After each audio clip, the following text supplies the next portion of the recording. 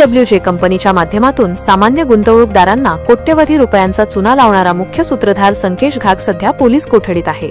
मात्र या गुन्हेगाराला कायद्याचा धाक दाखवण्याऐवजी चिपळूण पोलीस त्याची शाही बडदास्त ठेवत असल्याचे धक्कादायक वास्तव समोर आले आहे। संकेश घागला चक्क एका आलिशान हॉटेलमध्ये नेऊन VIP ट्रीटमेंट दिल्याचा व्हिडिओ व्हायरल झाल्याने संपूर्ण महाराष्ट्रात खळबळ उडाली आहे।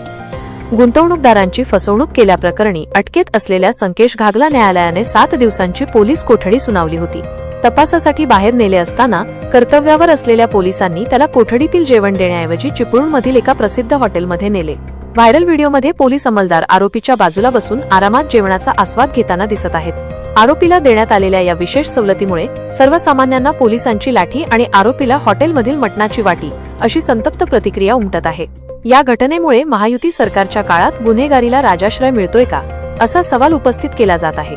ज्या गुंतवणूकदारांचे कष्टाचे पैसे बुडाले आहेत त्यांनी या प्रकारावर तीव्र संताप व्यक्त केला आहे।